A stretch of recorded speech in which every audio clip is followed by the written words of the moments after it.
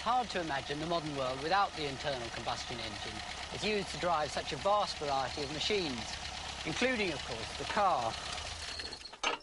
It was the invention of the engine that made the whole idea of the car possible. The principle on which it works is really quite simple. It's really just like a cannon, the explosive fuel forcing out whatever's inside the barrel. This is actually a firework mortar, and it forces out this cylindrical shell, and the explosive fuel is the gunpowder in the bottom. Put it in here.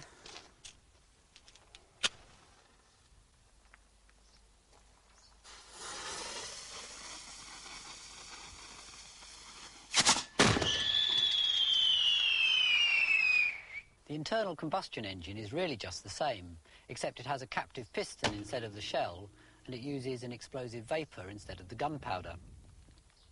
Although the idea is very simple, it hasn't been easy to tame the violent energy of all these explosions thousands of times a minute. In this programme, I'm going to look at this wild, unlikely contraption and also at its fuel. Almost all internal combustion engines use a fuel based on crude oil. This naturally seeps out of the ground in places and has been known about since ancient times. It had a variety of uses, but not as a fuel.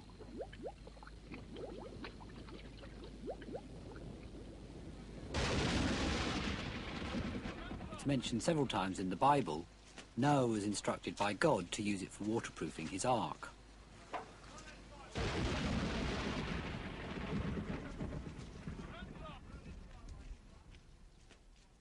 It was only in the 19th century that oil's potential as a fuel was realised and people started drilling and refining it. One of the products of the refining was a volatile gas oil, or petrol.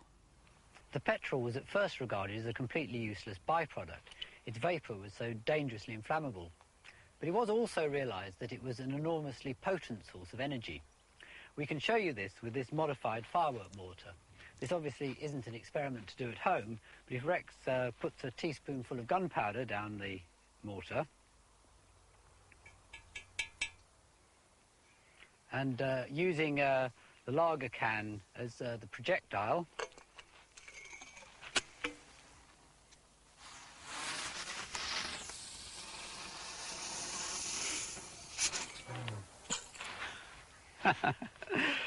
oh dear, well, it is not very powerful. Well, now we're going to compare this with a teaspoonful of petrol and see how far that goes. This time we're igniting it with a spark plug in the side.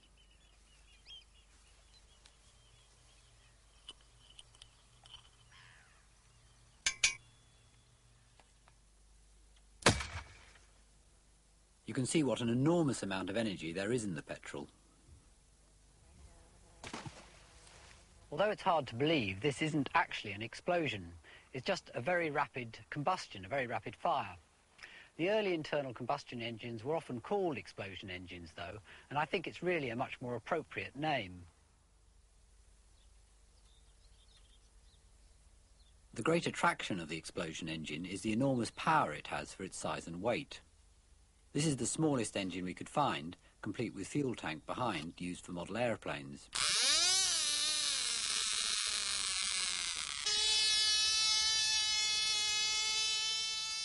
Even this has enough power to pull Rex round at quite a speed, though it takes a bit of time to gather momentum.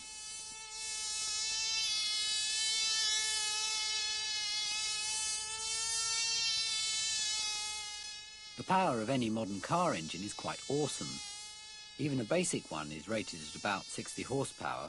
That's literally equivalent to the power of 60 horses.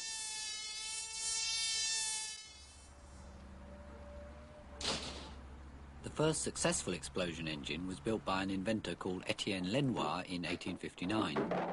He simply threw away the boiler of a steam engine and modified it so that it would ignite the piped gas supplied for lighting. Unfortunately, the violence of the explosions tended to damage the piston and valves, and it was much less efficient than the original steam engine. Ooh,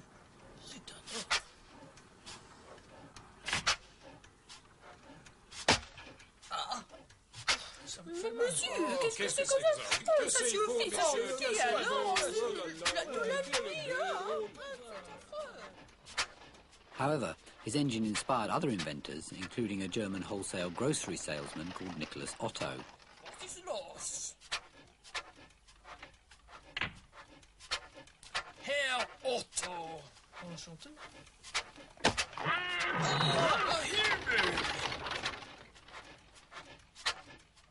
Otto came up with an engine that was much more efficient.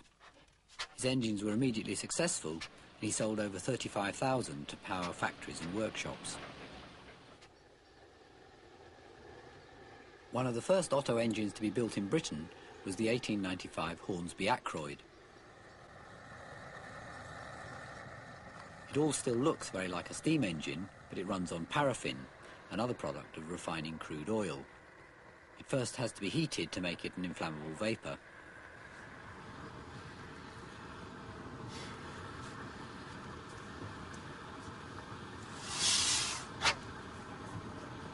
It's a two-man job to start it, and it never goes round faster than 100 times a minute.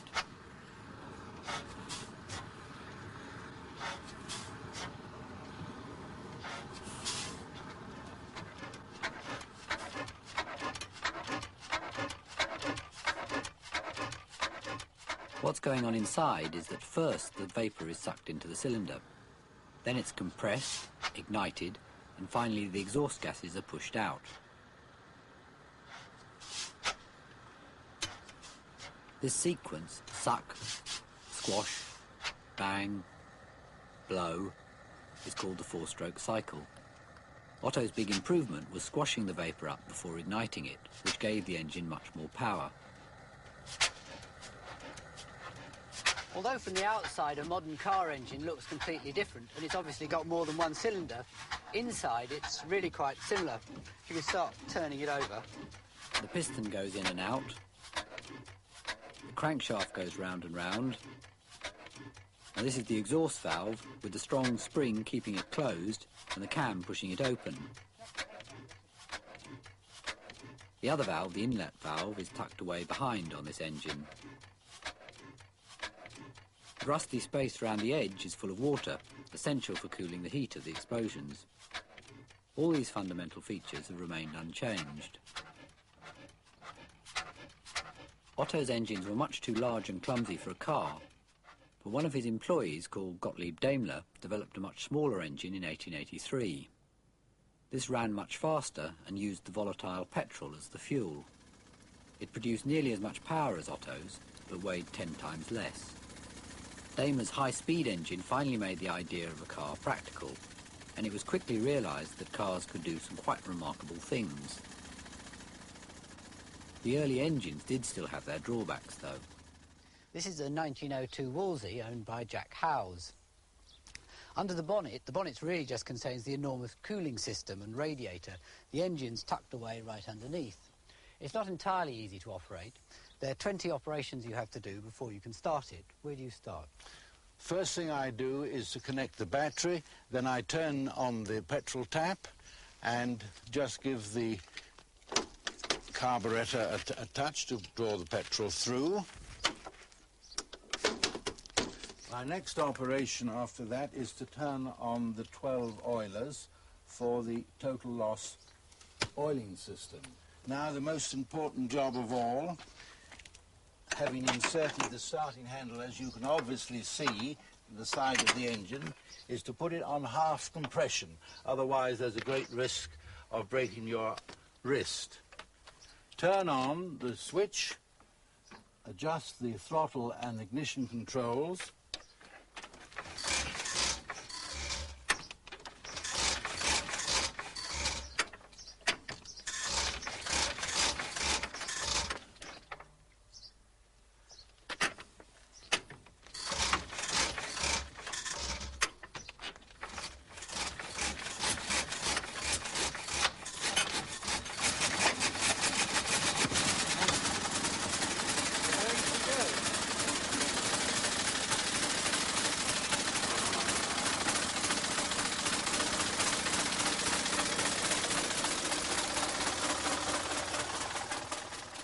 It's not just tricky to get it going.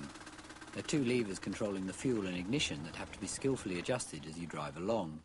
One false move and the thing stalls. Also, the engine's very inefficient by today's standards, only doing about 12 miles to the gallon. And the total loss oiling system leaves a trail of oil along the ground wherever it goes.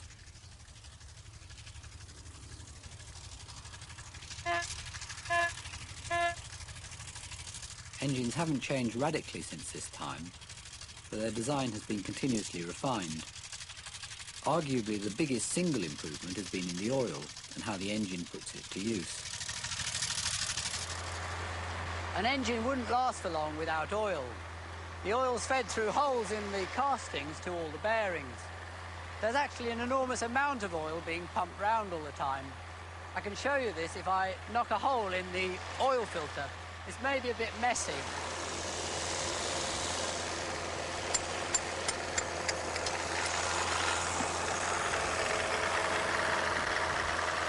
The oil doesn't just lubricate, it all gets rather black and filthy like this, but it's also a detergent.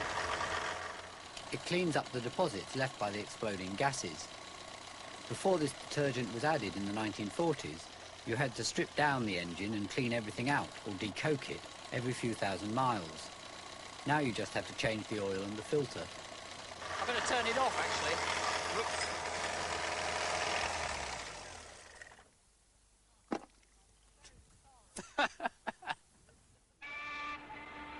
Many of the improvements in oil and petrol have been made possible by more sophisticated refining of the crude oil.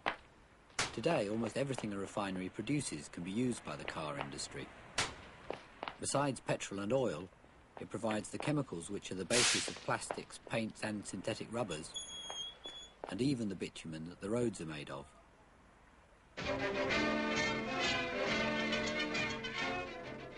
Gasoline. Liquid power to run millions of automobiles everywhere. Yet, how many know what happens to the gas after it is poured into the gas tank, or realize the care that motor car engineers have taken to give each drop an equal chance to do its duty? Gasoline is powerful, but each drop can give a 100% account of himself only when he finds the most efficiently designed gasoline system to help him along his journey. For a successful life, every drop of gasoline depends entirely upon what happens to him after he gets in the swim. First, the fuel has to be mixed with air. The air comes in through the large air filter on top of the engine, and it's mixed with the fuel inside the carburettor. It's easiest to see the principle of the carburettor with this model. We've used a vacuum cleaner to represent the engine because it's sucking in air all the time. It simply sucks the fuel up and mixes up this little tube and mixes it with the air in here. Here we're going to use red ink instead of petrol so that you can see it more clearly. Petrol by itself isn't explosive, only the mixture of petrol vapour and oxygen from the air. You can see the petrol being sucked in looking down a real carburettor.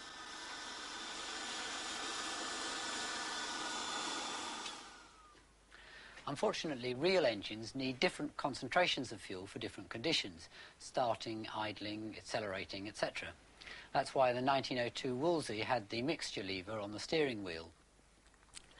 Modern carburettors make all these adjustments automatically, but this is why they're so fiendishly complicated.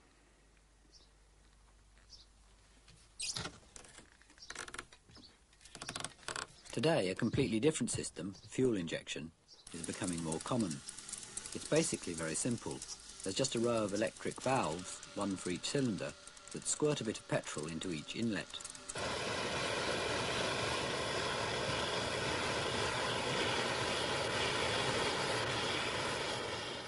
The precise length of time the valve opens, controlled by a computer, varies the amount of fuel injected very accurately.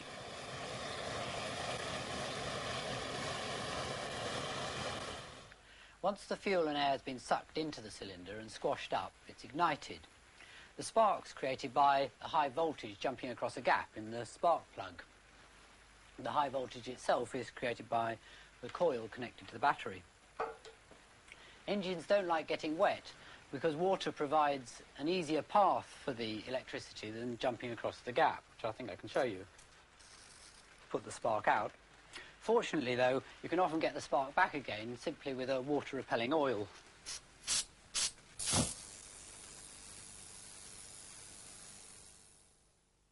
Although the ignition should be started by the spark, petrol's a complicated mixture of chemicals, some of which are quite unstable. These can ignite spontaneously under heat and pressure, causing a sort of uneven explosion called detonation or knock. As engines have become more powerful over the years, knock has become more of a problem.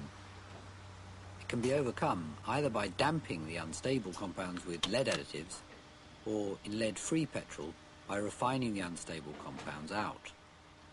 The other option, used in diesel engines, is to refine the fuel less and to compress it more. The more the fuel squashed up in the cylinder, the hotter it gets. It can get so hot that it ignites spontaneously without any spark. We've blocked the bottom of this cylinder up completely and cut a hole in it. And if I put a bit of fuel in the side here and bash the piston down with a hammer, it should ignite.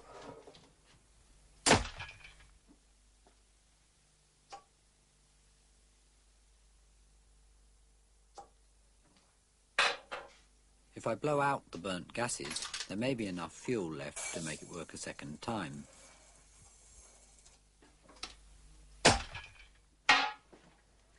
It was a Victorian cigar lighter working on this principle that inspired Rudolf Diesel to design his first engine in the 1890s. Diesel believed that more compression would make his engine much more efficient. A vision I have of a better future. Machines will free mankind from slavery of work. The higher compression made the engine more dangerous, and a prototype nearly killed him. What? Nearly killed me.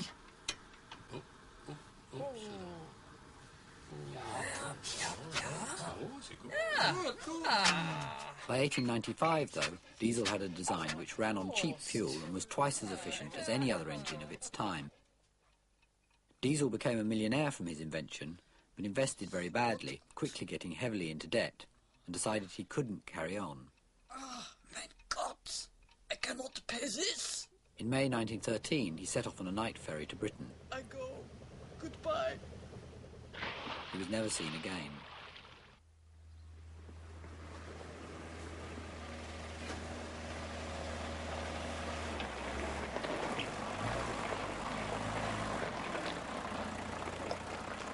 Today, the diesel engine has been greatly improved and it's now fitted in many cars. This contraption, which Rex and I built for a TV series a few years ago, is diesel-powered.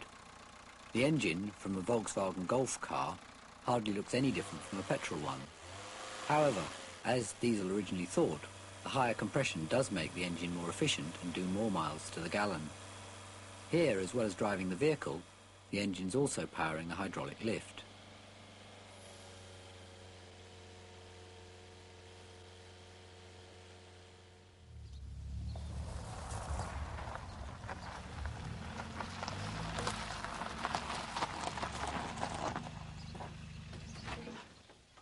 The most dramatic change to both diesel and petrol engines in the last 10 years has been the addition of sophisticated electronics.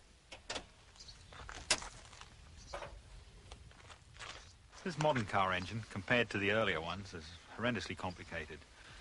For example, there's two computers on board. One controls the electronic fuel injection, and another one controls the cruise control. Even though the engine is much more complicated, this makes the most of every drop of fuel and gives greater fuel economy and power. Although the complex electronics would be impossible to repair by the roadside, I've driven 80,000 miles in it, and even with my poor maintenance, it's never even failed once. The engine's improved enormously since 1900. It starts at a flick of a switch. It's incredibly powerful, and it's really very reliable. But it's still far from perfect. Despite its power, it's really very wasteful. 4/5 of the energy released by the petrol is simply lost as heat through the radiator and the exhaust. And the exhaust gases themselves pose even worse problems.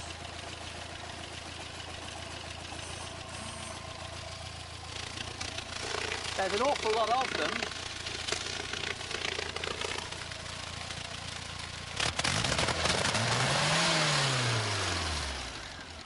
The average car releases 4 times its own weight in exhaust gases during its life.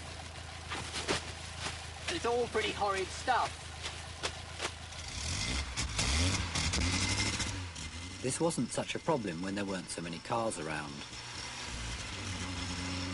If we are to realize in full the motor car's vast potential for good, we must use it and care for it wisely. The motor car has been the key to open new horizons, not for the few, but for all. And all of us share in the responsibility of safeguarding the benefits it has brought. If we plan for the future, if we look ahead to clear all obstacles and roadblocks, if we recognize the importance of this great individual freedom of movement, the motor car will be the key to our ever-widening horizons of tomorrow.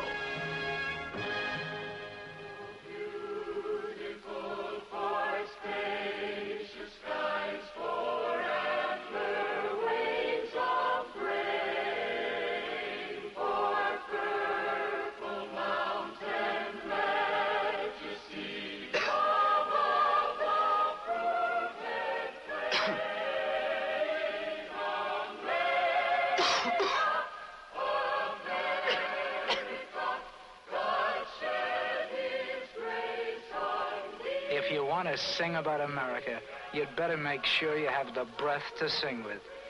We've been fighting air pollution, but it's time to fight harder. Help us. It's a beautiful country. Let's not get all choked up about it.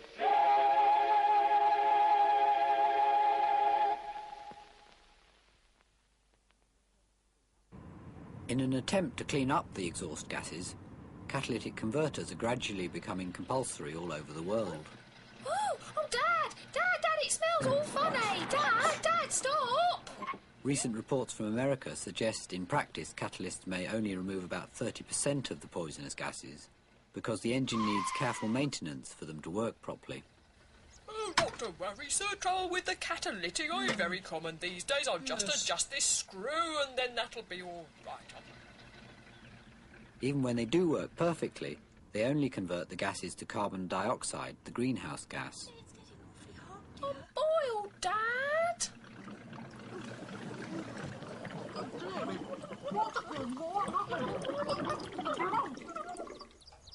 Nothing for it. We'll have to go electric. It's the only way to be really green. Electric cars aren't perfect either. The electricity to charge their batteries just transfers a lot of the pollution to the power stations. I don't think there's any such thing as a completely green car. The engine's really a victim of its own success. Despite its disgusting exhaust, it's such a reliable and potent source of power, it's made the car and all sorts of other machines completely indispensable. It's so central to our modern way of life that there's almost something rather religious about it.